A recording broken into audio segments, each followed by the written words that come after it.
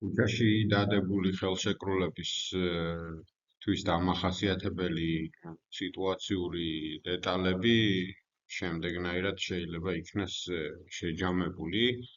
ერთი რომ ეს არის უჩვეულო გარემოში დადებული ხელშეკრულება, უჩვეულო გარემოში გულისხმება სიტუაცია, როდესაც მოლაპარაკებები ხდება არა სარეწის ფარგლებში, ანუ იქ, სადაც ჩვეულებრივი მეწარმე ეწევა საკუთარ საქმიანობას და ამიტომ ამას ახასიათებს მოულოდნელობის ეფექტი, იმის გათვალისწინებით, რომ შემძენი იმყოფება ისეთ სიტუაციაში, როდესაც იგი არ ელოდება ხელშეკრულების გაფორმებას.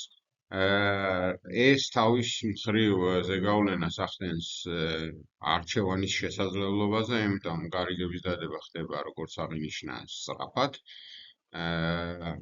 ერთგვარი იძულებით და ეს ართმევს მომხმარებელს შესაძლებლობას, რომ შეადაროს პროდუქტი ან მომსახურება, რომელსაც თავაზობენ ჩვეულებრივ გარემოში, სხვა ალტერნატიულ შესაძლებლობებს. და მნიშვნელოვანი ელემენტი არის სიტუაციის დეტალი, არის ინიციატივა, რომელიც ხელშეკრულების დადებაზე, რომელიც მომდინარეობს მეწარმისაგან ან მისი წარმომადგენლისაგან. უკვე ვახსენეთ, რომ ინსტრუმენტი ასეთი ტიპის სიტუაციებში დადებული გარიგებისგან თავის დასაღწევად ეს არის გაგრილების პერიოდი, ან პერიოდი, როდესაც შეიძლება გადააფასო შენს მიერ მიღებული გადაწყვეტილება ხელშეკრულების დადებაზე და განსაზღვრული დროის ფარგლებში მიიღო ახალი გადაწყვეტილება, რომ შეწყვიტო ხელშეკრულება და თუ კი შესაძლებელია დააბრუნო ყველაფერი ის, რაც ამ ხელშეკრულებიდან მიიღე. ეს უფლება უპირობო ხასიათის არის, არანაირ წინაპირობებს არ საჭიროებს, არანაირ წინაპირობების არსებობას არ საჭიროებს. შეწყვეტით, რომელიც ცალმხრივ ვინების გამოვლენით ხდება, უბრალოდ ეუბნები, რომ აღარ მინდა ხელშეკრულება, შენ თავისუფლდები ყველა ვალდებულებისგან, რომელიც იკისრე უჩვეულო გარემოში ხელშეკრულების დადებით და აღდგება პირვანდელი მდგომარეობა, თუმცა ამ ნაწილში უნდა ხაზი გაუსვათ იმას, რომ რესტიტუციული მექანიზმები, პირვანდელი მდგომარეობის აღდგენის მექანიზმები დახვეწას საჭიროებს, რადგან სპეციალური ნორმების მეშვეობით, რადგან სამართლებრივი შედეგები განისაზღვრება სამოქალაქო კოდექსით და როგორც აღინიშნა, ეს ნორმები არ არის მორგებული სუსტისა და ძლიერის ურთიერთობაზე. მეორე ატიპური სიტუაცია, რომელიც გვაქვს, ეს არის ეგრეთ წოდებული დისტანციაზე დადებული გარიგება, სადაც განსხვავება მოულოდნელობის ეფექტით დადებულ გარიგებას შორის არის ის, რომ მიუხედავად იმისა, რომ თქვენ შეიძლება არ გახანი მოანდომოთ და საკმარისი ძალისხმევა გქონდეთ იმისთვის, რომ შეისწავლოთ ბაზარი, მონახოთ ალტერნატივები, შეარჩიოთ საქონელი, მიიღოთ ინფორმაცია და ასე შემდეგ. საბოლოო ჯამში, როდესაც ავტომატიზირებული პლატფორმაზე, ეგრეთ წოდებულ ავტომატიზებულ პლატფორმაზე, სადაც ცოცხალ ადამიანთან ნაკლებად გაქვთ შეხება, ან საერთოდ არ გაქვთ შეხება, მაგალითად საიტზე ყიდვის დროს იღებთ გადაწყვეტილებას ხელშეკრულების დადების, თქვენ მაინც მოკლებული ხართ შესაძლებლობას, რომ სათანადოდ შეაფასოთ ის, რასაც ყიდულობთ. მაგალითად, თუ ყიდულობთ ფეხსაცმელს, სრულიად განსხვავებული აღქმები შეიძლება გქონდეთ ამ ფეხსაცმლის სურათებზე საიტზე ნახვის დროს და მერე როდესაც მოგივათ და ხელში დაიჭერთ ამ ფეხსაცმელს, პროდუქტი შეიძლება სრულებითაც არ აკმაყოფილებდეს ბევრი პარამეტრებით იმას, რაც თქვენ გინდათ. ამიტომ აქაც დამცავი საშუალებები არის იგივე გაგრილების პერიოდი და ეს გაგრილების პერიოდი ზოგადად 14 დღიანი არის, 2 კვირის განმავლობაში უხეშად რომ ვთქვათ, შეგიძლიათ დისტანციურად დადებული გარიგება შეწყვიტოთ და ნაყიდი პროდუქტი უკან დააბრუნოთ. მომსახურებაზე ცოტა სპეციფიური წესები არის, თუმცა ფორმატი არ გვაძლევს შესაძლებლობას, რომ დეტალურად ჩაუღრმავდეთ ამას. დისტანციურად დადებული გარიგებების თავისებურება გამოიხატება შემდეგ პარამეტრებში. ერთი, ეს არის ტექნოლოგიური საშუალებები, რომელიც საკმაოდ ფართოდ არის დღეს გავრცელებული. იგივე ინტერნეტის მეშვეობით ვაჭრობა, მოკლე ტექსტური შეტყობინების მეშვეობით ვაჭრობა, ცოტა ადრეულ პერიოდში ეს იყო ტელემარკეტები, სადაც დარეკვით შეგეძლო რაღაცეების ყიდვა. ან უფრო ადრე იყო ეგრეთ წოდებული კატალოგები საქონლის, სადაც სტანდარტული იყო განსაზღვრული ფორმა, რომელსაც ავსებდი, აგზავნიდი და მე პროდუქტს ყიდულობდი. და ასე შემდეგ. ფორმები მრავლად არის. დამახასიათებელი თვისება სიტუაციის არის ის, რომ ფიზიკურად არათანმყოფ პირებს შორის იდება, ანუ ცოცხალ ადამიანთან, როგორც წესი, ნაკლებად გაქვს ხოლმე ჩვეულებრივ კონტაქტი. მართალია, დისტანციურ გარიგებებად ასევე ითვლება ისეთი სიტუაცია, როდესაც თქვენ გირეკავენ ცოცხალი ადამიანი გესაუბრებათ ტელეფონით და ამის შედეგად ხელშეკრულებას, მაგრამ როგორც წესი ესეთი ფიზიკური არათანმყოფა ორი სუბიექტის, რომელიც მოლაპარაკებებს აწარმოებს, ბევრი ხარვეზის მატარებელია და ამიტომ ესეთი სიტუაციაც ითვლება დისტანციურ გარიგებად. ამ სიტუაციის შედეგად დადებული ხელშეკრულება ითვლება დისტანციურ გარიგებად. აუცილებლად ეს უნდა იყოს ორგანიზებული სქემით გაკეთებული, იმიტომ რომ თუ კი პირობითად თქვენთან ერთხელ შემოვა ზარი და ერთჯერად გარიგებას დებთ, მართალია ეს არსებითად არის აკმაყოფილებს იმ წინაპირობებს, რაც წეღან დავახასიათეთ, თუმცა შეიძლება არ ჩაითვალოს დისტანციურ გარიგებად, იმიტომ რომ ცალკეული შემთხვევაა და როგორც წესი ორგანიზებული ფორმით ამას მეწარმე არ აკეთებს. ამიტომ აქ იურიდიული, ასე ვთქვათ, ნიუანსებია, რაც წესით გასათვალისწინებელია პრაქტიკაში. სახეები უკვე ჩამოვთვალეთ, სატელეფონო კლასიკური მიმოწერა ელფოსტის მეშვეობით, ან სხვაგვარად ვებგვერდზე ნაყიდი საქონელი, მოკლე ტექსტური შეტყობინების გაფორმებული ხელშეკრულება და სხვა. როგორც მოგეხსენებათ, ინფორმირების ვალდებულება მეწარმის მხრიდან მომხმარებლის ძალიან მნიშვნელოვანი ინსტრუმენტია და ეს ინსტრუმენტი, რომელზედაც წეღან ვისაუბრეთ, განსაკუთრებით მნიშვნელოვანი ხდება ატიპური ხელშეკრულებების დროს, განსაკუთრებით მაგალითად დისტანციურად ხელშეკრულების დადების დროს. და გარდა ზოგადი, ასე ვთქვათ, ინფორმაციული კომპონენტებისა, რომელიც ძირითადად შედგება ინფორმაციისგან, ვისთან დებ ხელშეკრულებას, რა არის პროდუქტის ძირითადი მახასიათებელი, როგორ უნდა მოგაწოდონ, რა ღირს, ფასის ფორმირება როგორი ხდება, ანუ ხელშეკრულების არსებითი პირობები.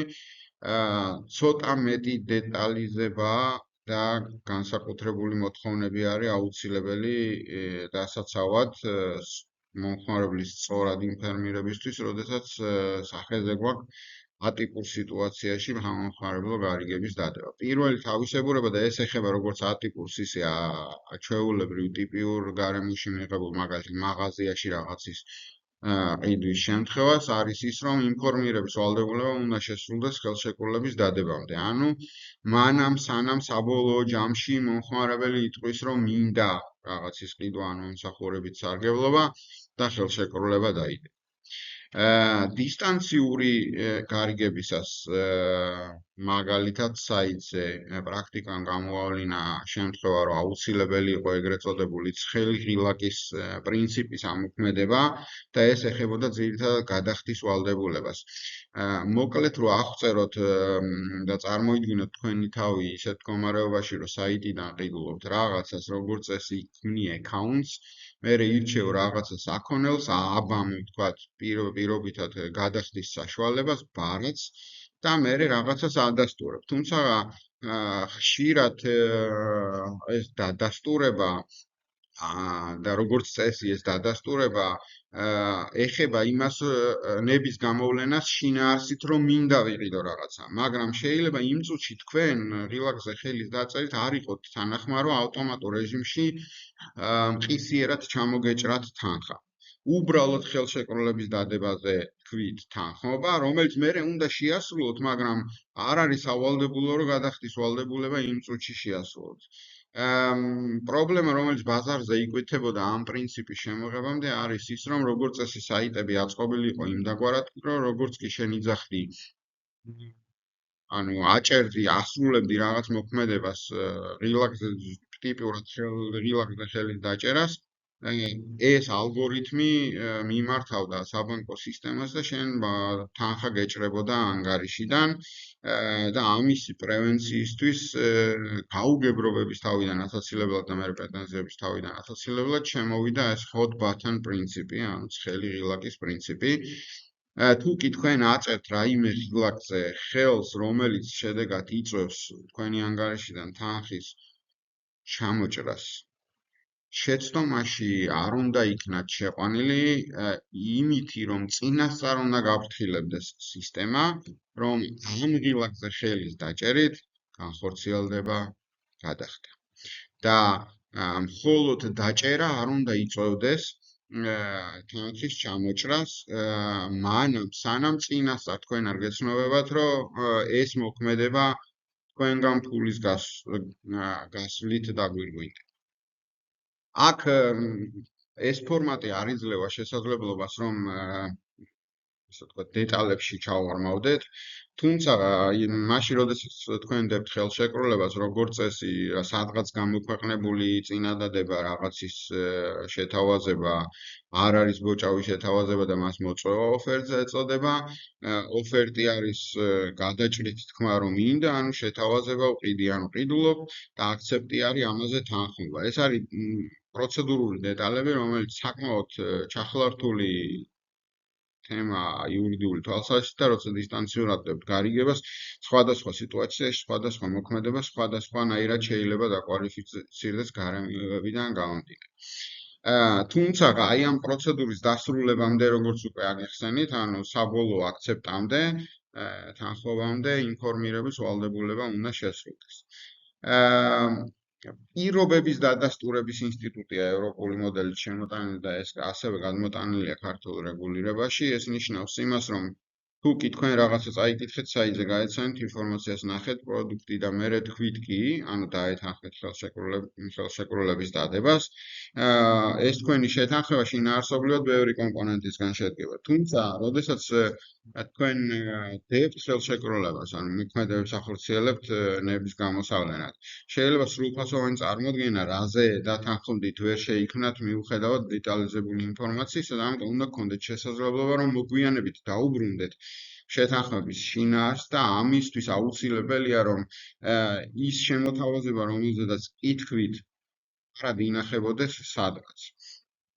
და ეს მიიღწევა იმით, რომ ხელშეკრულების დადების მომენტიდან მეწარმეს აქვს ვალდებულება, რომ თქვენ არი მატარებლის მეშვეობით მოგცეთ შეთანხმების შინაარსი, ანუ დაგიდასტუროთ ხელშეკრულების დადება, პირობითად გამოაგზავნოს ხელშეკრულების დეტალური ტექსტი, რომელიც შეინახება თქვენს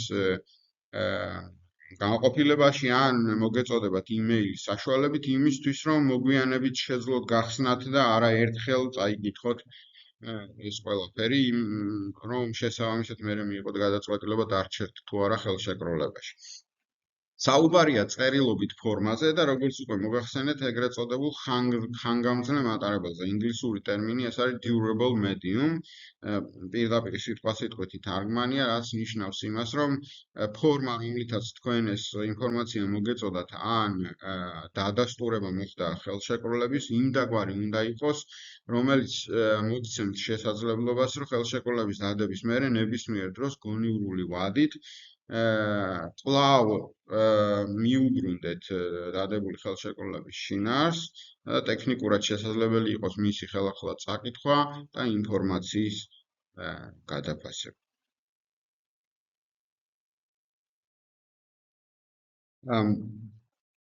არა მარტო დისტანციური ხელშეკრულებებში, არამედ ქუჩაში დადებულ გარიგებებშიც მნიშვნელოვანი ელემენტებია, რომელიც უკავშირდება არა მარტო ხელშეკრულების დადებას, არამედ მის შესრულებას და მომხმარებელთა უფლებების დაცვის სპეციალური რეგულირების სფეროშია მოქცეული.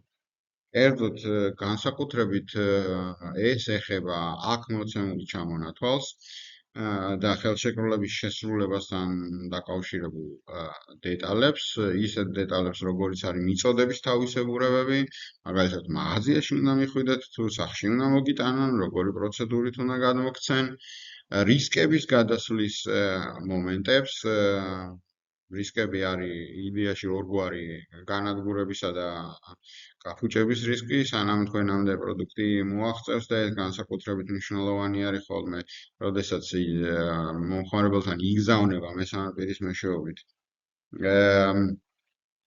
კონკრეტული პროდუქტი, ამიტომ ამაზეც სპეციალური წესები გვაქვს, როდის გადადის რისკები ყიდველზე. მიღების პროცედურები, რომელიც ასევე ძალიან მნიშვნელოვანია, რავალდებულებები აქვს ერთ მხარეს და რავალდებულებები აქვს მეორე მხარეს, პროდუქტის გასინჯვა და მიღება და ასევე სპეციალური რეგულირების ქვეშ ექცევა შეთქმის შემთხვევაში დაბრუნების ვალდებულება, პროდუქტის უკან დაბრუნების ვალდებულება, რომელიც ძალიან ბევრ დეტალთან არის დაკავშირებული, ანუ კითხვები, როგორ უნდა დავაბრუნო, როდის უნდა დავაბრუნო, რა მდგომარეობაში უნდა დავაბრუნო, თუ არ შეესაბამება პირვანდელ მდგომარეობას, მაშინ ფასს როგორ დამიბრუნებენ და ფასს რაოდენობით დამიბრუნებენ და ასე შემდეგ. ხარჯები დაბრუნების ასევე ექცევა სპეციალური რეგულირების სფეროში და ასევე კავშირშია ინფორმირების ვალდებულებასთან, იმიტომ რომ ის რაც უნდა გაცნობას მეწარმემ წინის ხელშეკრულების დადებამდე, ერთ-ერთი სეგმენტი არის, ვის და როგორ ეკისრება ხარჯების შესრულებასთან დაკავშირებით. თუ ამის თაობაზე ინფორმაცია არ მოგეწოდათ, შეიძლება თქვენ არ გქონდეთ ხელშეკრულების შეწყვეტის უფლება, ანუ ეს შედეგად არ იწოვდეს ხელშეკრულების შეწყვეტის უფლებას, თუმცა თუ კი შეთანხმება მაინც საბოლოო ჯამში შეწყდება, მაშინ ის ხარჯები, რომელსაც მეწარმე ვარაუდობს, რომ თქვენ უნდა გაწიოთ საქონლის დაბრუნებისას, ინფორმირების ვალდებულების დარღვევის გამო აღარ დაგეკისრებათ. ეს არის ერთგვარი ლოგიკური მასთან სპეციფიკა. ნივთის მდგომარეობა, როგორც უკვე გითხარით, გაწეული მომსახურების საფასური და ასე შემდეგ. ეს ელემენტები, საკვანძო ელემენტები ცხადია, რომ ზოგად რეგულირებაშიც იყო, მაგრამ სხვა სამართლებრივ შედეგებს იძლეოდა ახალი კანონით. ეს საკითხები მოდიფიცირებულია წესების სახით იმდაგვარად, რომ მომხმარებელთა უფლებები მაქსიმალურად იყოს დაცული და მეტნაკლებად მისაღები ვერსია არის სპეციალურ კანონში მოცემული მომხმარებლის უფლებათა დაცვის შესახებ. შემდეგი დაცვითი ინსტრუმენტი, რომელზეც თქვენი ყურადღება მინდა გავამახვილო, არის უსამართლო სახელშეკრულო პირობების კონცეფცია და აქ ლოგიკურია, როდესაც საუბრობთ ძლიერისა და სუსტის ურთიერთობაზე, ალბათობა მაღალია, რომ ძლიერმა მხარემ მეწარმეს თავს მიუხვიოს რაღაცა პირობები, რომელიც მეტად სასარგებლოა შემთავაზებლისთვის და ნაკლებად მომხმარებლისათვის. თუმცა ფორმა თუ როგორ კეთდება ეს ყველაფერი ძალიან მნიშვნელოვანია და სწორედ აი ფორმას, რომელიც შემდგომში ასობლიო პრობლემაში რა დაიზრდება, ეწოდება სტანდარტული პირობების მეშვეობით რაღაცების შეთავაზება მომხმარებლისთვის. იმისათვის რომ არსი გავიგოთ სტანდარტული პირობების, ეს არის სახჩეულებრივი სახელშეკრულებითი პირობები და წარმოდგენის შესაქმნელად აუცილებელია რომ ვიცოდეთ რომ კანონისმიერი რეგულირება ზოგადად შედგება ეგრეთ წოდებული დისპოზიციური და იმპერატიული ნორმებისგან. კანონში ჩაწერილი წესი, ზოგიერთი წესი, რომელსაც დისპოზიციურს უწოდებთ, შეიძლება მხარეთა შეთანხმებით შეიცვალოს, მაგრამ ასეთი რამ არ შეიძლება მოხდეს იმპერატიული წესის შემთხვევაში.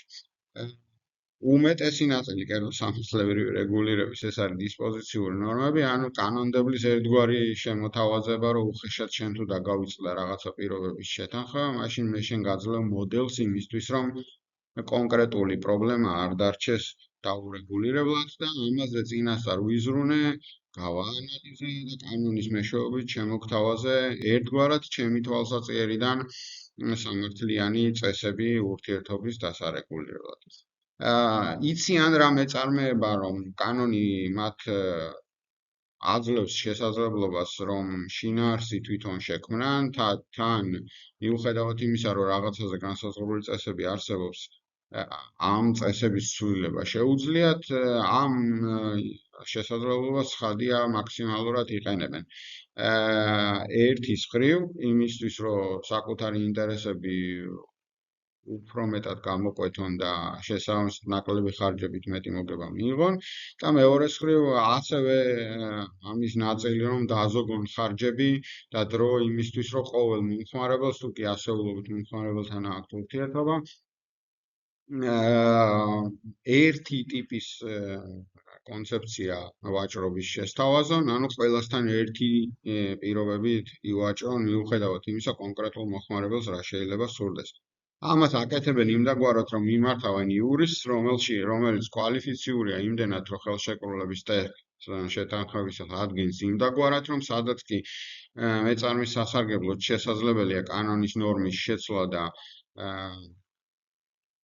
ასე ვთქვათ, რისკების გადატანა მეორე მხარეზე, ამ შემთხვევაში მომხმარებელზე, ხოლმე ხელშეკრულების ტექსტში, რომელსაც მერე ნაკლებად კვალიფიციური ვთქვათ ხელშეკრულების დადებაში უბრალო კონსულტანტი მაღაზიაში ავტომატურ რეჟიმში იყენებს ყველასთან მიმართებაში.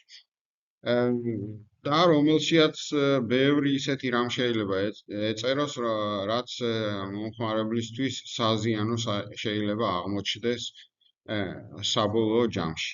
ამდენად სტანდარტული პირობები ფაქტობრივად შემდეგი თვისებებით ხასიათდება, ეს არის ცალმხრივად შემუშავებული, ჩვენ შემთხვევაში ძლიერი მხარის მიერ, მრავალჯერადი გამოყენებისთვის შექმნილი, რომ ბევრჯერ და ყველასთან ერთი და იგივე პირობებით დადო ხელშეკრულება, ეს კრიტერიუმი დღეს არსებულ ევროპულ ვერსიაში აღარ არის დარჩენილი, იმიტომ რომ ერთხელ თუ შექმნენი წესები და ამას თავსახელ მეორე მხარეს სულ ერთია მრავალჯერადად გინდა და გამოგეყენებინა თუ არა, შენ ხელშეკრულების დადების თავისუფლების პრინციპს მაინც ეწინააღმდეგებთ. ამიტომ ჯერჯერობით კვლავ გვაქვს კანონში მოცემული, თუმცა ალბათ მომავალში ეს ნაწილი გაუქმდება.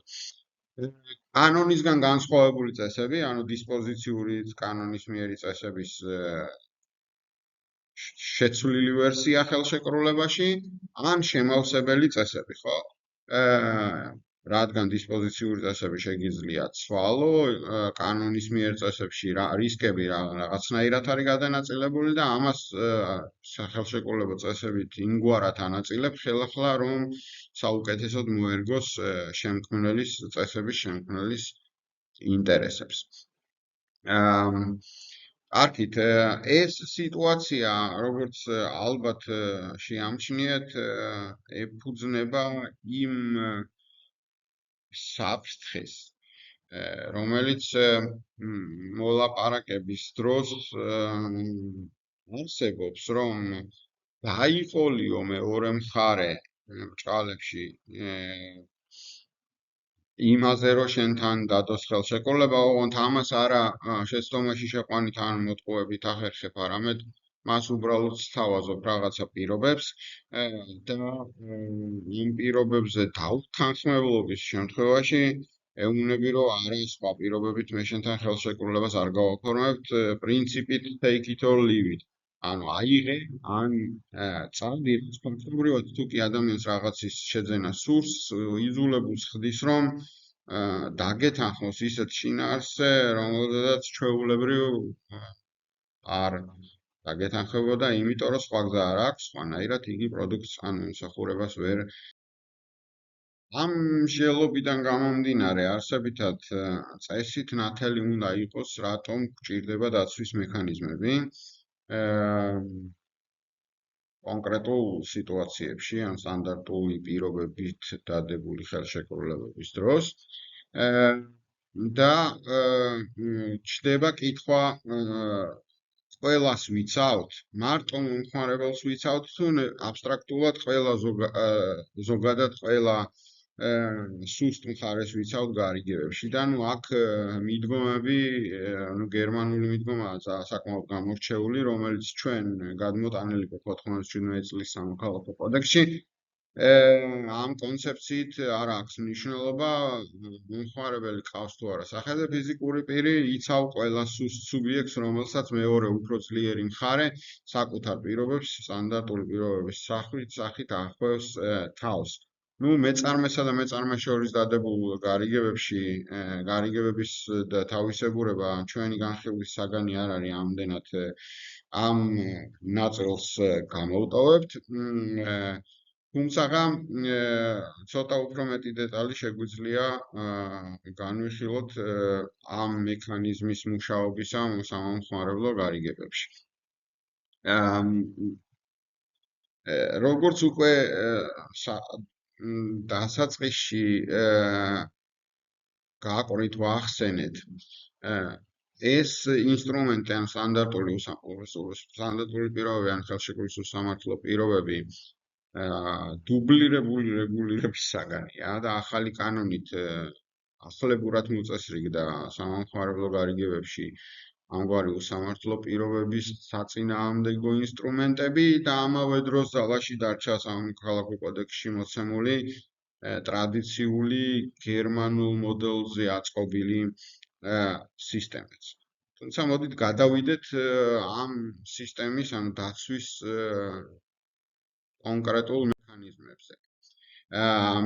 მექანიზმის ერთი ნაწილი არის ეგრეთ წოდებული პროცედურული სამართლიანობა.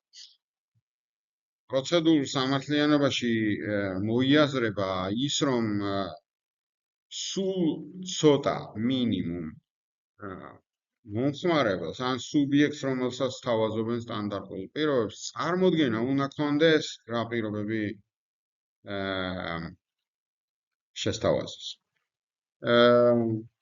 ეს შედგება წარდგენის ვალდებულებისგან, პირობების გაცნობის შესაძლებლობის მიცემისგან, ახმადი უნდა იყოს ტექსტი შინაარსობრივად და მექანიკურად გულისხმობ იმას, რომ მაგალითად წვრილი შრიფტით არ უნდა იყოს რაღაცა დაწერილი, ისე რომ შეგეძლოს წაკითხვა და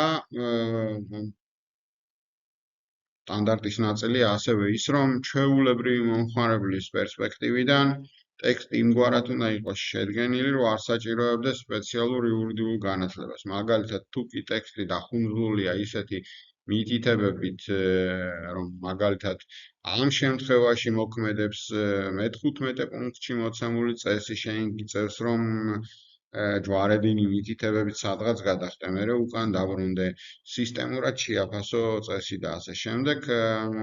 ფაქტობრივად შეიძლება შენი ეს მეცადინეობა უშედეგო გამოდგეს და მაინც ვერაფერი ვერ გაიგო. თავარი იდეა არის ის, რომ მეწარმემ შენ უნდა გითხრას, რომ იგი ოპერირებს სტანდარტული პირობებით, მოგცეს ეს პირობები და მოგცეს მისი გაცნობის შესაძლებლობა. ეს ისტორიული кейსებიდან, ანუ შემთხვევებიდან მომდინარეობს, რომელთა დეტალური ანალიზი სამწუხაროდ სცილდება ჩვენი ფორმატის ჩვენ დღევანდელ ფორმატს, ამ ვიდეოს ფორმატს და ამდენად არ გავამახვილებთ ამ ასპექტზე ყურადღებას. პროცედურული სამართლიანობის ნაწილია ასევე ის, რომ თუ კი მეწარმე ოპერირებს სტანდარტული პირობებით, გარდა იმისა, რომ გაგაცნოს, სპეციფიკურად ამ პირობებზე უნდა გამოგახატინოს თანხმობა და ალბათ ვისაც კრედიტი აგიღიათ ბანკში, შეგიმჩნევიათ, რომ მრავალგვერდიან ხელშეკრულებაზე მხოლოდ ბოლო გვერდზე არ აწერთ ხელს, არამედ აწერთ ყველა გვერდზე და ამითი ფაქტობრივად ფინანსური დაწესებულება ასრულებს კრიტერიუმს, რომლითაც აუცილებელია, რომ თანხმობა იქნეს მიღებული სტანდარტულ პირობებზე კონტრაჰენტის მხრიდან. ამ პროცედურის ფარგლებში არსებული მოთხოვნების დაუცველობა საბოლოო ჯამში იწვევს სამართლებრივ შედეგს, რომ თუ კი თქვენ ამტკიცებთ პროცესზე ან დავის განხილვა ნებისმიერ ფორმატში, რომ პროცედურული კეთილსინდისიერების რაიმე ელემენტი იქნა დარღვეული, ივარაუდება, რომ ის წესები, რომელიც სტანდარტული პირობების სახით ჰქონდათ მოცემული, ხელშეკრულების შემადგენელი ნაწილი აღარ არის, შესაბამისად თქვენ არ გეკისრებათ არანაირი ვალდებულება, რომელიც ამ წესებში წერია. შეგნებულად გადავახტები პუნქტს, რომელშიც წერია მითითება მეწარმისთვის, იმიტომ რომ აქ გულისხმიერების სხვა სტანდარტი მოითხოვება, თუმცა პრინციპში ეს არ არის ჩვენი განხილვის საგანი. თუ კი მაინც ჩაითვალა, რომ პროცედურული კეთილსინდისიერების ტესტი გაიარა სტანდარტულმა პირობამ, მაშინ ავტომატურად, როგორც გითხარით, ის იქცევა ხელშეკრულების შემადგენელ ნაწილად, ამ სავალდებულოდ მომხმარებლისთვის. მაგრამ ხშირია შემთხვევები, როდესაც სახელშეკრულებო პირობები არის ბუნდოვანი, მასში მოცემულია იმგვარი შინაარსი, რომლის განმარტებაც სხვადასხვანაირ მინიმუმ 2 ვერსიად შეგიძლია. და შესაბამისად საჭიროა შინაარსის დაზუსტება, რაც განმარტების მეშვეობით ხდება ხოლმე და ცხადია სახელშეკრულებო სამართალში არსებობს განსაზღვრული განმარტების წესები, თუმცა ეს ზოგადი წესები სამოქალაქო კოდექსის მოდიფიცირებულია სპეციალური კანონით და მოქმედებს ეგრეთ წოდებული კონტრაპროფერენტემ წესი, ანუ შემთავაზებლის საწინააღმდეგოდ განმარტება. რაც ავტომატურ რეჟიმში ნიშნავს მომხმარებლის სასარგებლოდ განმარტებას, იმიტომ რომ როგორც წესი მეწარმე ძლიერი მხარეს ოპერირებს სტანდარტული პირობებით და მომხმარებელი მას უბრალოდ ეთანხმება, ანუ იგი არის ადრესატი ამ პირობების. პრაქტიკულად ეს ნიშნავს იმგვარი შინაარსით ვალდებულების ჩამოყალიბებას, რომელიც უფრო მეტად ხელსაყრელია მომხმარებლისთვის კონკრეტულ სიტუაციაში. ასევე ცალკე წესით არის რეგულირებული ეგრეთ წოდებული მოულოდნელი ან უჩვეულო პირობები, სადაც არ უნდა იყოს სტანდარტულ ტექსტში იგი ჩართული, რომელიც ხელშეკრულების საგანძო ნაკლებ ლოგიკურ მასში არის და რომელიც არ შეიძლება რომ იყოს არსებითად იმ გარიგების ნაწილი, რომელზედაც მომხმარებელი თანხმობას იძლევა და წესით ვერ წარმოიდგენდა, რომ მსგავს პირობაზე თანხმობას განაცხადა. მაგალითისთვის რომ თქვათ, აუის მადუღარის ყიდვა და ამ ხელშეკრულებაში ჩაწერილი პირობა, რომ 6 თვის განმავლობაში იგივე მაღაზიაში ამ წარმოებლისგან გააქვთ ვალდებულება, რომ იყიდოთ თავად ყავა.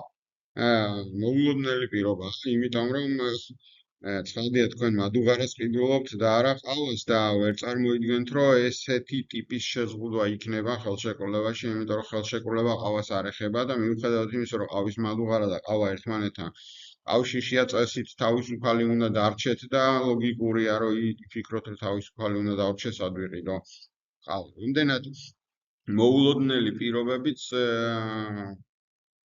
არ იქცევა ხელშეკრულების ნაწილად, ანუ სავალდებულო არ ხდება მომხმარებლისთვის. როგორც სამოქალაქო კოდექსით, ისე სპეციალური კანონით კიდევ ერთი ინსტრუმენტია სტანდარტული პირობების ფარგლებში წარმოდგენილი დაცვის, ეს არის ეგრეთ წოდებული ზოგადი შინაარსობრივი კონტროლის ტექსტი, რომლის მეშვეობითაც 346 მუხლია სამოქალაქო კოდექსში, 22 მუხლის პირველი და მეორე პუნქტები არის მომხმარებლის სპეციალურ კანონში, მომხმარებლის უფლებათა დაცვის შესახებ კანონში. ეს არის ტესტი, რომლის მეშვეობითაც კონკრეტული შინაარსი პირობის მოწმდება იმისთვის, რომ შეფასდეს მნიშვნელოვნად უსამართლო ხო არ არის ეს მომხმარებლისთვის და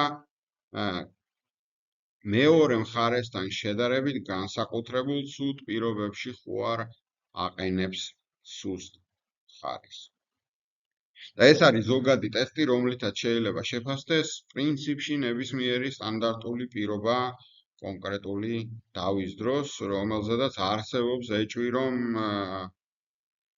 სტანდარტული პირობების გამოყენებით მეწარმემ თავის ხელშეკრულების დადების უფლება მოსილებას თუ ძალაუფლებას ბოროტად იყენებს. ამასთან ცალკე მოწესრიგების საგანია ეგრეთ წოდებული უსამართლო პირობების სია, რომელსაც ადგენს კანონი. ძველი ვერსიით, ანუ სამოქალაქო კოდექსის ვერსიით გვაქვს ორი მუხლი, რომლიდანაც ერთს ეწოდება შავი პირობების სია და მეორეს რუხი პირობების სია. განსხვავება იმაშია, რომ შავი სია არის ავტომატურად ბათილი პირობები, ანუ იმდაგვარი პირობები არის ხელშეკრულების, რომელიც აპრიორი ივარაუდება, რომ არის ბათილი, თან ეს არის გაუბათილებელი ვარაუდი და შემოწმება აღარ ჭირდება უსამართლოა თუ არა. რაც შეეხება რუხი პირობების სიას, შედარებით დაბალი ხარისხის იმპერატიული კონტროლის მექანიზმი, აქ კანონმდებელი აღძრავს ვარაუდს, რომ კონკრეტულ სიაში მოცემული პირობა შეიძლება აღმოჩნდეს მაღალი ალბათობით უსამართლო მომხმარებლისთვის და მისი შემოწმების აუცილებლობა არის ზემოთ ნახსენები ზოგადი შინაარსობრივი კონტროლის ტესტის მეშვეობით. კონკრეტულ პირობებში და ესეთი პირობები, ანუ მაგალითად შეუსაბამოდ ხანგრძლივი ვადა მიწოდების. თავად ტექსტი შეიცავს შეფასებით კატეგორიას. შეუსაბამოდ ხანგრძლივი ნიშნავს იმას, რომ კონკრეტულ პირობებში უნდა შეფასდეს საქონლის პირობითად 6 თვიანი მიწოდება ვადა, 6 თვიანი მიწოდების ვადა არის სამართლიანი თუ უსამართლო. განსხვავება ძველ რეგულირებასა და ახალ რეგულირებას შორის არის ის, რომ სპეციალური კანონით მოცემული გვაქვს ჩამონათვალი, სადაც ეს გამიჯვნა შავი და რუხი სიების გამიჯვნა არ არის და კანონი პირდაპირ ლიტერალური მნიშვნელობით იძახის, რომ ყველა ჩამოთვლილი პირობა არის უსამართლო პირობა, ანუ შედის ძველი გაგებით შავ სიაში, რაც ანალიზის საგანია ყოველ კონკრეტულ შემთხვევაში და პრინციპში შესაძლებელია მომავალში ზედმეტად შემზღუდველი შეიძლება იყოს ბიზნესისათვის ასეთი მიდგომა აპრიორი ყველა ჩამოთვლილი პირობის საწყისშივე ბათილად გამოცხადება. ცალკე მსჯელობის საგანი უნდა გავხადოთ სამომხმარებლო ნასყიდობა თუ ნაგდობაში ასევე გულისხმობ მომსახურებასაც, თუმცა ისინი განსხვავებული სამართლებრივი კონცეფციებია. ამაზე ორი სიტყვით ზემოთაც ვისაუბრეთ. საკითხი ნასყიდობა ნარდობის სპეციალური მოწესრიგების, რაც დღევანდელი გადმოსახედიდან ახალი ეგრეთ წოდებული განახლებული დირექტივით რეგულირდება ევროკავშირში. ამ დირექტივის 2019 წელს მიღებული ნომერი მითითებულია წითლად სლაიდზე და ცნობილი დასახელება დირექტივის არის სამომხმარებლო ნასყიდობის შესახებ დირექტივა შემოკლებული ფორმით. ის რაც სიახლე არის ახალი დირექტივით პრინციპში კავშირშია ჩარჩო დირექტივასთან, რომელზედაც უკვე ვისაუბრეთ 2011 წელს მიღებულ დირექტივასთან. აქ ერთ-ერთი საკვანძო მომენტი არის ის, რომ ინფორმირების ვალდებულება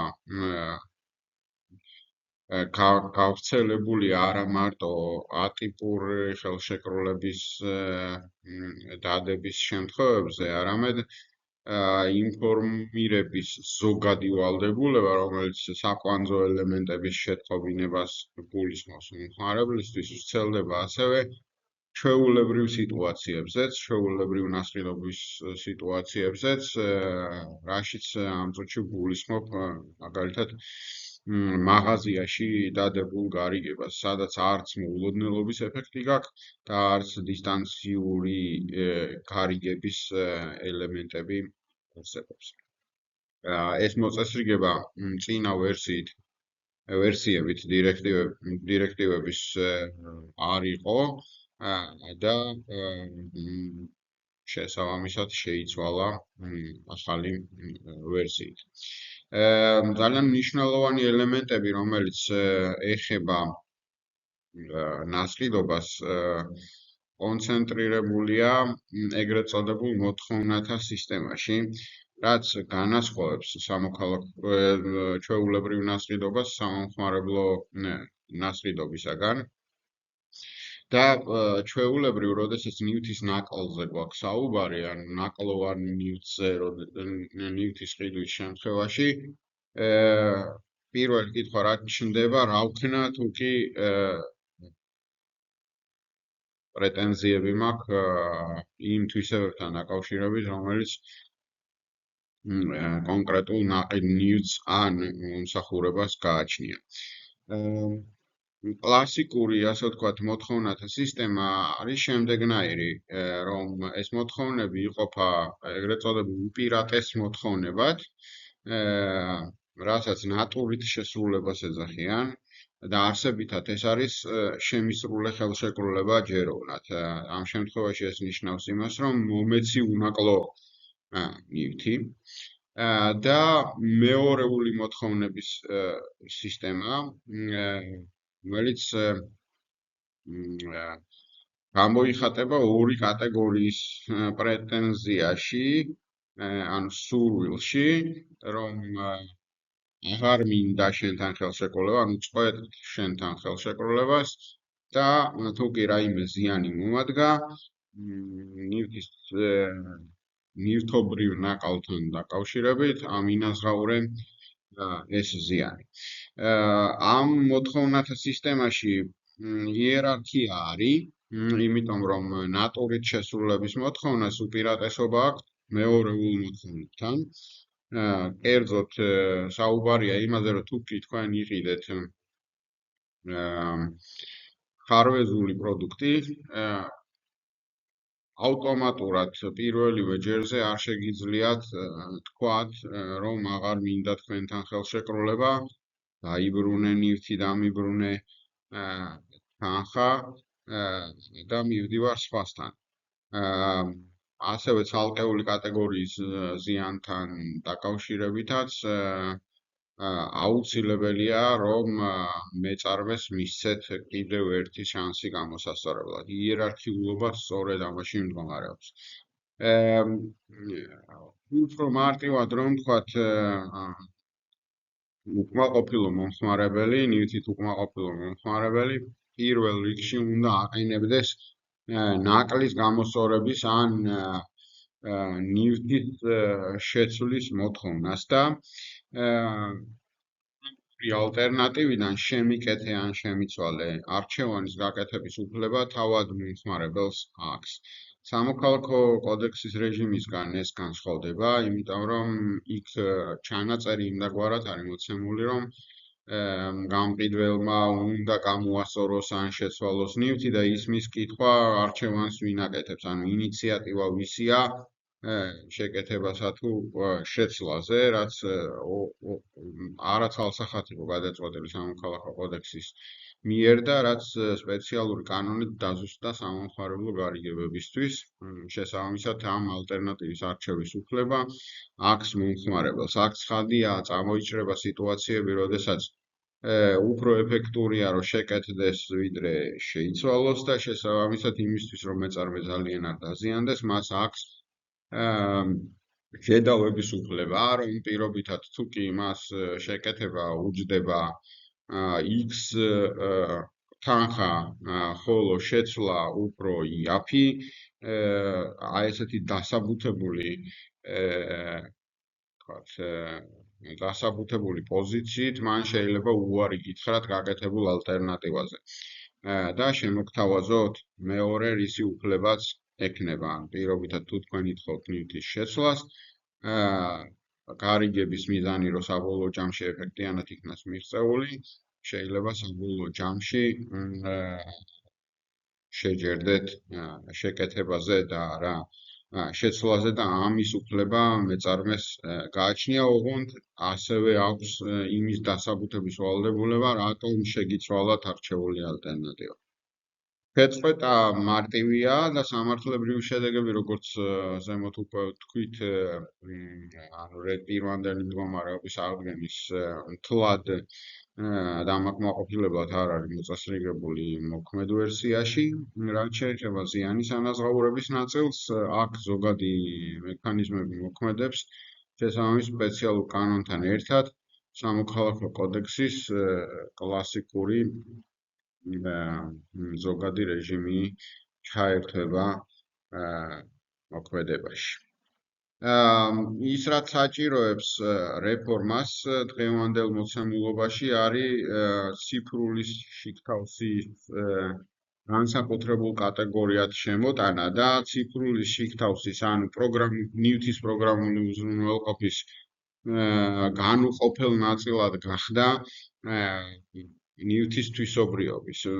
მარტივი მაგალითი რომ ვთქვათ, განსხვავება არის ის, რომ თუ კი თქვენ ყიდულობთ რაიმე ტელეფონს და პროგრამა გადმოცემის მომენტში ან ყიდვის მომენტში სრულიად მწყობრში იყო, დროთა განმავლობაში ცხადია, რომ განახლებების ვალდებულება მწარმოებელს არ აქვს ძველი მოცემულობით, ახალი მოწესრიგებით ეს ნაწილი შეიცვალა და ციფრული შიგთავსის ანუ პროგრამული უზრუნველყოფის ვალდებულება გახანგრძლივდა ფაქტობრივად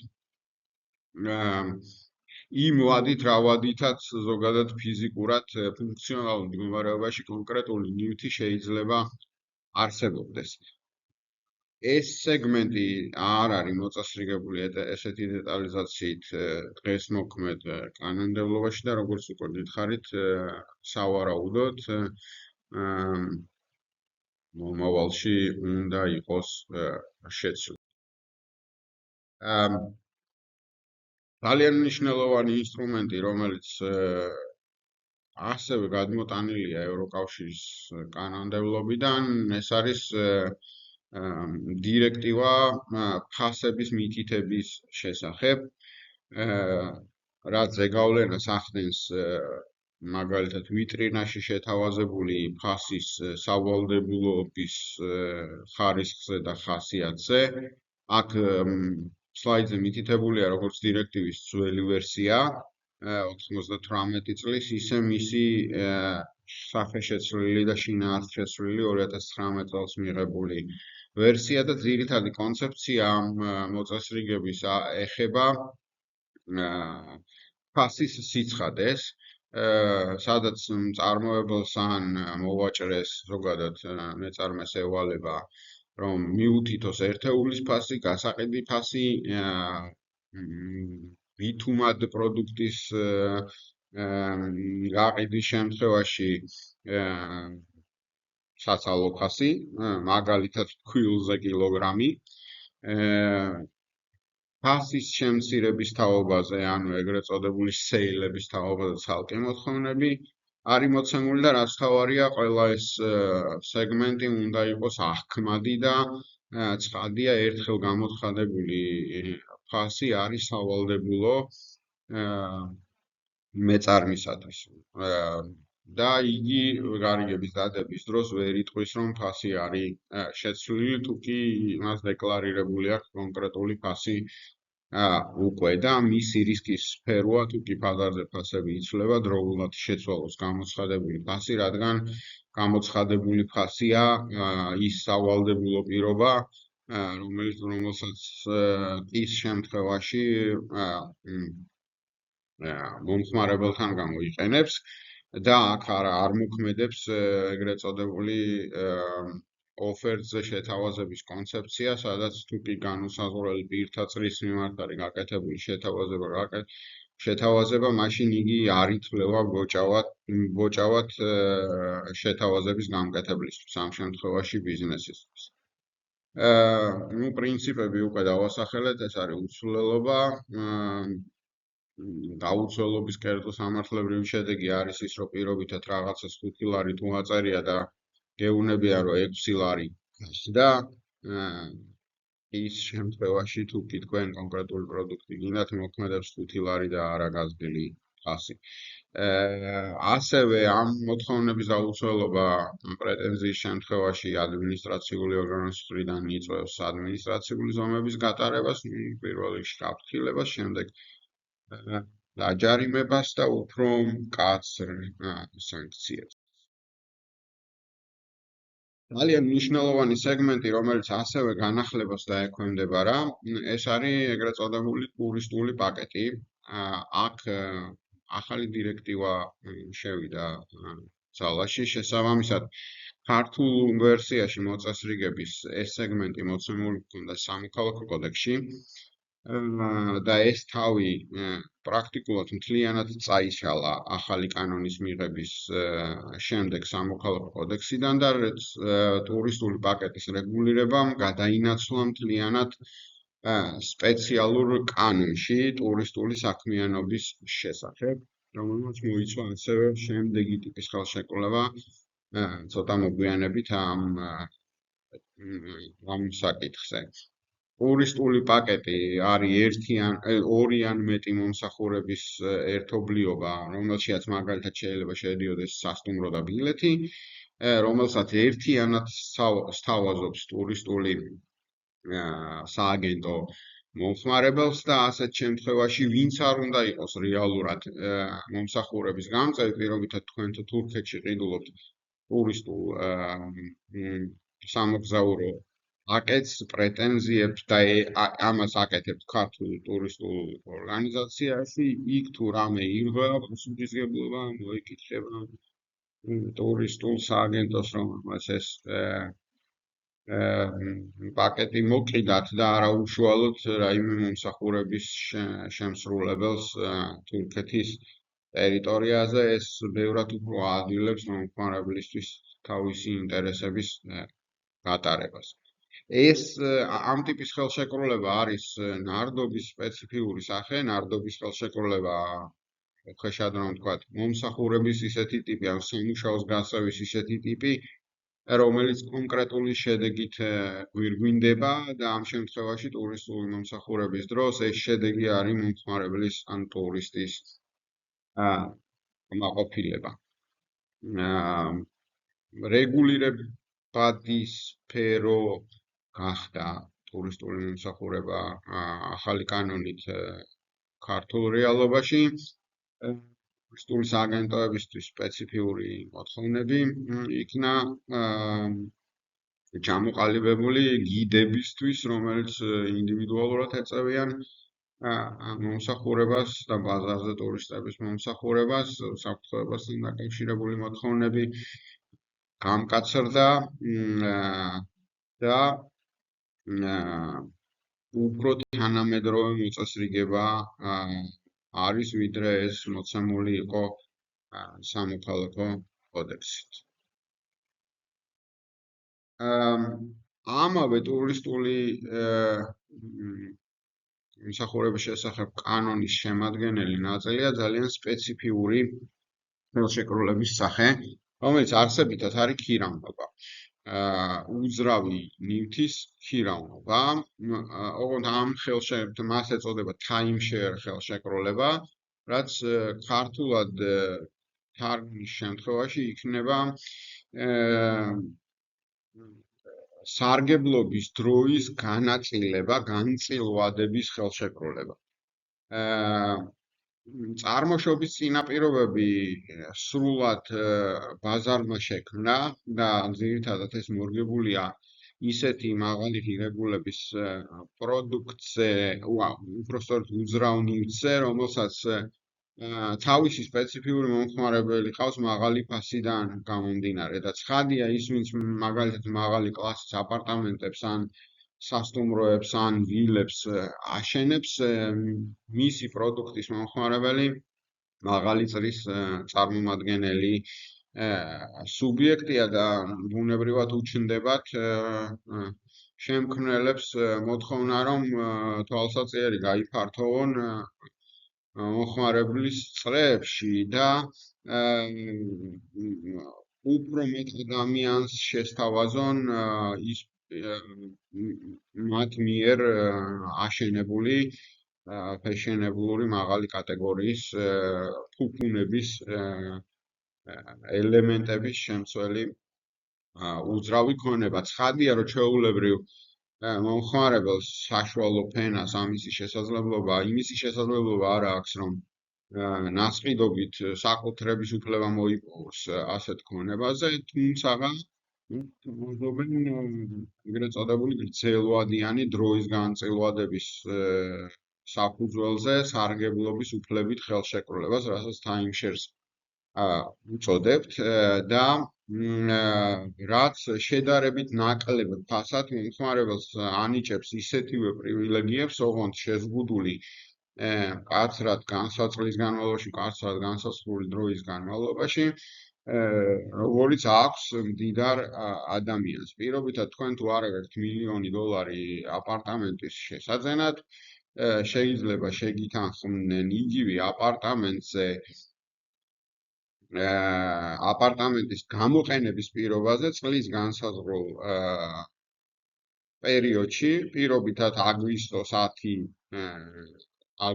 10 დღე, ყოველწლიურად გადაგახდევინონ გაცილებით ნაკლები თანხა, უხეშად $50,000 ნაცვლად მილიონისა, რითიც თქვენ ხანგრძლივი პერიოდით, რამოდენიმე წლით იძენთ უფლებას, რომ ყოველი წლის აგვისტოს განსაზღვრული პერიოდით ისარგებლოთ ყველა იმ სიკეთით, რომელიც ასეთი ტიპის ქონებას უკავშირდება.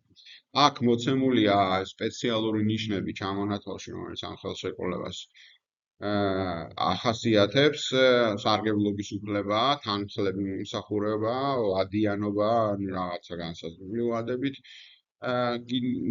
გიდებენ და ცხადია, რომ ეს არ არის მარტივი ქირავნება, იმიტომ რომ ბევრი სეგმენტისგან შედგება, ამდენად ითვლება, რომ ეს არის რთული კატეგორიის ხელშეკრულება, შესაბამისად ინფორმირების ვალდებულება, რომელიც მომხმარებელთა დაცვის ერთ-ერთი მთავარი ინსტრუმენტია, აქ საკმაოდ სპეციფიურ სახეს იძენს. ორიოდე სიტყვა უნდა ითქვას სამომხმარებლო კრედიტზე, ძალიან მოკლედ, იმიტომ რომ ეს სფერო ძალიან დეტალიზირებულია, თუმცა ეფუძნება კონცეპტუალურ ცნებებსა და პრინციპებს და სწორედ არა დეტალებზე, არამედ ამ პრინციპებზე გავამახვილეთ ყურადღებას. ძველი დირექტივა, რომელიც არეგულირებს ამ სფეროს, ეს არის 2008 წლის ნომერი 48 დირექტივა, ხედავთ ალბათ, თუმცა არის შემოთავაზება, რომ შეცვლილი იქნას ეს დირექტივა ახლით, ანუ სამომხმარებლო კრედიტის შესახებ დირექტივით, რომელიც ჯერ კიდევ რამდენად ჩემთვის ცნობილია მომზადების ეტაპზეა. ზოგადად ამ სფეროში საკვანძო ელემენტებია ეგრეთ წოდებული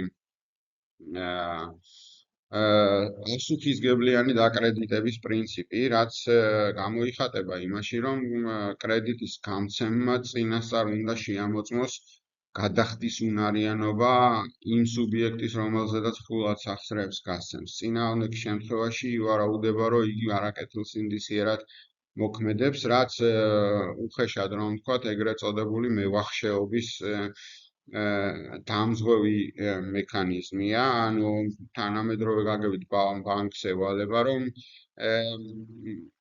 შეამოწმოს ჩემი შემოსავლები და მაქსიმალური კრედიტის ოდენობა ისე დაადგინოს, რომ საბოლოო ჯამში იყოს მაღალი ხარისხის ვარაუდი, რომ მე ამ კრედიტს დავაბრუნებ. განსაკუთრებით ეს ეხება უზრუნველყოფილ კრედიტებს, როდესაც უზრუნველყოფის საშუალება არის უძრავი ქონება და ამ თვალსაზრისით განსაზღვრული მექანიზმები არა ზუსტად ისეთი, როგორც ევროპულ რეალობაშია მოცემული, ქართულ კანონმდებლობაში უკვე გადმოტანილია. აქვე უნდა აღინიშნოს ამ სეგმენტში ინფორმირების ვალდებულების სპეციფიკა და ეს ინფორმირებულობის სეგმენტები, ან ინფორმაციის სეგმენტები, რომელიც მომხმარებელს მიეწოდება, საკმაოდ დეტალიზებულია, რასაც ეხლა ვერ ჩაუღრმავდებით სათანადო ხარისხით, თუმცა ამ ინფორმირების ვალდებულებას ემატება კიდევ ერთი ძალიან მნიშვნელოვანი საკვანძო ელემენტი, ეს არის რჩევის მიცემის ვალდებულება. მითვლება, რომ საფინანსო სფეროს წარმომადგენელი ამ მიმართულებით უკეთესად განსწავლულია, ისევე როგორც ყველა სამომხმარებლო გარიგებაში, მაგრამ რადგან ფულზეა ლაპარაკი, რისკები ბევრად მაღალია, ყველა მსესხებელი, ანუ მომხმარებელი ინდივიდუალურია და ამიტომ გარდა ინფორმირებისა სესხის ძირითად პარამეტრებზე, მას აქვს ასევე რჩევის მიცემის ვალდებულება. ეს პრაქტიკაში ნიშნავს იმას, რომ თუ კი ბანკი ოპერირებს რამდენიმე პროდუქტით, მაგალითად ოვერდრაფტით, სამომხმარებლო სესხით, იპოთეკური სესხით, ან სხვა მსგავსი პროდუქტით, მას გააჩნია მომხმარებლისთვის რჩევის მიცემის ვალდებულება. სტადია კონკრეტული ბანკის თანამშრომელს არ ევალება, რომ მისცეს რჩევა შეადაროს ისეთი პროდუქტები, რომელიც ერთის მხრივ მისი ბანკის მხრიდან არის შეთავაზებული და მეორეს მხრივ სხვა ბანკის მიმართ, მაგრამ საკუთარ საბანკო დაწესებულებაში არსებული საუკეთესო პროდუქტი კონკრეტული მომხმარებლის თავისებურებიდან გამომდინარე აუცილებლად უნდა შეურჩიოს კონკრეტულ მომხმარებელს. რაც ცხადია იმაზე უფრო მეტია, ვიდრე უბრალოდ ინფორმირების ვალდებულება. რჩევის მიცემის ვალდებულება აქ ცოტათი უფრო ცალკე პუნქტად არის გამოტანილი და ასევე ინფორმირების ვალდებულების ძალიან მნიშვნელოვანი სეგმენტი არის ეგრეთ წოდებული ეფექტური საპროცენტო განაკვეთის თაობაზე ინფორმირება მომხმარებლის. მოგეხსენებათ, რომ კრედიტის გაცემა მარტივი პროცედურა არ არის თავის მხრივ და თავისთავად კრედიტის ოდენობის შემადგენლობა პროცენტის განსაზღვრა მომსახურების თუ საკომისიოს თუ დაზღვევის ელემენტები ხშირად თილული არ არის ხოლმე იმ მარტივ ციფრში, რომელსაც ბანკი ატყობინებს მომხმარებელს და საბოლოო ჯამში უმეტესწილად გვაქვს ეგრეთ წოდებული სესხის პროცენტი, პირობითად 12% წელიწადში, მაგრამ ასევე გვაქვს კონცეფცია, რომელსაც ქვია ეფექტური პროცენტი და ეს არის ის მაქსიმალური პროცენტი, რომელიც შეიძლება ყველა ხარჯის გათვალისწინებით მომხმარებელს დაეკისროს და ერთი შეხედვით 12%-იანი კრედიტი შეიძლება იქცეს 18%-იან კლებად. ცხადია, შეიძლება ამ ჩემს სიტყვებში უტრირების განსაზღვრული ელემენტები იყოს, მაგრამ პრაქტიკაში ესეთი რამ ხშირია. ხო, ძალიან მნიშვნელოვანი სეგმენტია ასევე, რომელიც მოწესრიგდა და ასე თუ ისე თანხვედრაშია ევროპულ სტანდარტებთან, ეს არის უსამართლო კომერციული პრაქტიკის კონცეფციის შემოტანა ქართულ სამართლებრივ სივრცეში და აქ საუბარია არა მარტო ცალკეული მომხმარებლის ინდივიდუალური ინტერესების დაცვაზე, არამედ ზოგადად სამომხმარებლო ბაზრის სამართლიანობის ერთგვარ კოლექტიურ უზრუნველყოფაზე. იმის მიზანია, რომ კანონმდებელმა და მერე კანონის აღსრულებელმა შექმნას სამომხმარებლო სფეროს ისეთი გარემო, რომელიც უზრუნველყოფს თავისუფალი გადაწყვეტილების მიღების შესაძლებლობას, ბაზრის გამჭვირვალობას და მომხმარებლის ინფორმირებულობას და ამ მიზნების მისაღწევად სახელმწიფოს არ ჭირდება კონკრეტული დარღვეული უფლება და მერე მასზე ინდივიდუალური რეაგირება დაზარალებული ხმარებლის. იგი ex officio პროაქტიულად უნდა ახორციელებდეს ბაზრის იმგვარ კონტროლს, რომ მიღწეული იქნას დასახელებული მიზნები. აქვე არის ამ კონცეფციის შემადგენელი ნაწილია სამართლიანი ვაჭრობა, რაც იშლება ელემენტებად და ერთ-ერთი მათგანია შეცდომაში შემყვანი რეკლამის აკრძალვა, შედარებითი რეკლამის აკრძალვა და აგრესიული სავაჭრო პრაქტიკის რთულ მოწესრიგებაში ამ მიმართულების მარეგულირებელი პრაქტიკულად ორი კანონი მოქმედებს. ერთი კანონი რეკლამის შესახებ, მეორე ახალი კანონის სპეციალური ნაწილი. ხედველობაში მომხმარებლის უფლება დაცვის შესახებ კანონზე, რომელმაც შემოიტანა ცნება წინააღმდეგობა კეთილსინდისიერების მოთხოვნებთან, ზოგადად საბაზრო ქცევაზე არის საუბარი. მეწარმის, რასაც აუცილებლად უნდა ახლდეს არსებითად უარყოფითი ეფექტი ჩვეულებრივი მომხმარებლის ეკონომიკურ ქცევაზე. უნდა ცვლიდეს უარყოფითად ამ სუბიექტთა ქცევის მოდელს და არსებითად უარყოფით გავლენას უნდა ახდენდეს მომხმარებელთა ჯგუფის საშუალო წევრის ეკონომიკურ ქცევაზე. აქ ალბათ ყურადღებას გავამახვილებთ იმაზე, რომ საუბარი არ არის ერთი ინდივიდუალური მომხმარებლის პერსპექტივაზე, არამედ სუბიექტზე აბსტრაქტული გაგებით, რომელიც მომხმარებელთა ჯგუფის საშუალო წევრის სახელით არის მოცემული. და ბოლოს, ლექციის ბოლოს კონტროლი. კითხვა ვინ უნდა ახორციელებდეს ბაზრის კონტროლს, რაც ახალი კანონის შემოღებამდე პრაქტიკულად არ იყო მოწესრიგებული და ეს შეცვლილია, რადგან სახელმწიფო უწყება კონკურენციის სააგენტო აღიჭურვა უფლებამოსილებით, რომ დაიცვას მომხმარებელთა უფლებები ზოგადად, თუმცა ამ ეტაპამდე სექტორული მაკონტროლებლები მაინც არსებობდა ბაზარზე, ეს იყო ენერგეტიკა,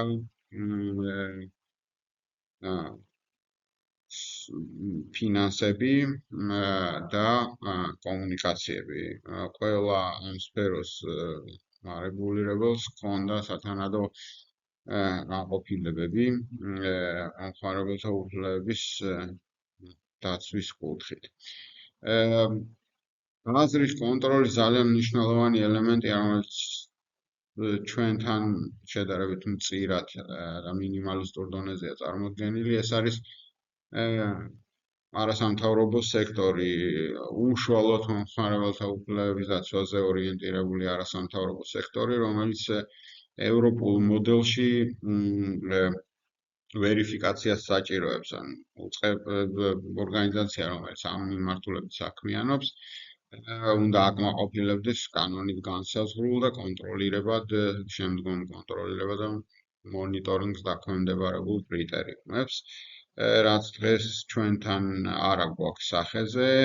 ეს ხდება იმიტომ, რომ ასეთ ორგანიზაციებს იმაზე მეტი ძალაუფლება ენიჭებათ, ვიდრე ბაზრის კონტროლის, ვიდრე ჩვეულებრივ არასამთავრობო სექტორს გააჩნია და ეს ბერკეტი კერძოდ არის კოლექტიური სარჩელების უფლება, სადაც ისინი უფლებამოსილი არიან აიცვან არა მარტო ინდივიდუალური მომხმარებელი და რეაგირება მოახდინონ მათ პრეტენზიებზე, არამედ ზოგადად აკონტროლონ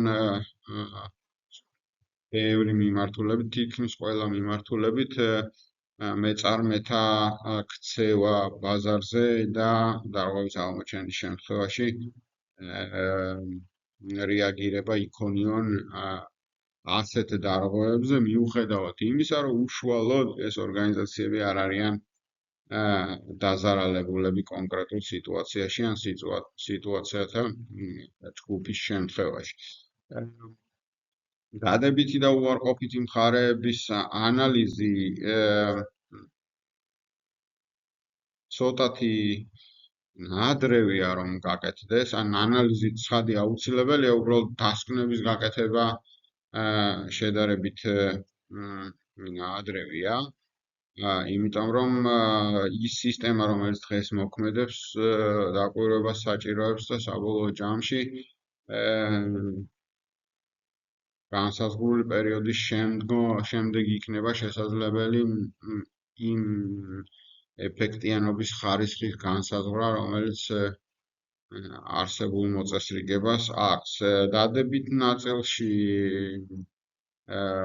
ანალიზამდეც და საბოლოო შეფასებამდეც შეგვიძლია ცალსახად ვთქვათ, რომ ბაზრის კონტროლი ამ მიმართულებით დადებითია, თუმცა უარყოფითი მხარეები ასევე კავშირშია ისეთ ზოგად პრობლემებთან დღევანდელი გადმოსახედიდან, რომელიც ყველა ადმინისტრაციულ მაკონტროლებელს გააჩნია სხვადასხვა სფეროში ისეთი ტიპის ქვეყნებში, როგორიც არის საქართველო. პრინციპში ეს იყო ბოლო შტრიხები იმ თემატიკაზე, რომელიც სურდა რომ წარმოგვედგინა ამ ვიდეო ლექციით. მადლობას გიხდით ყურადღებისთვის.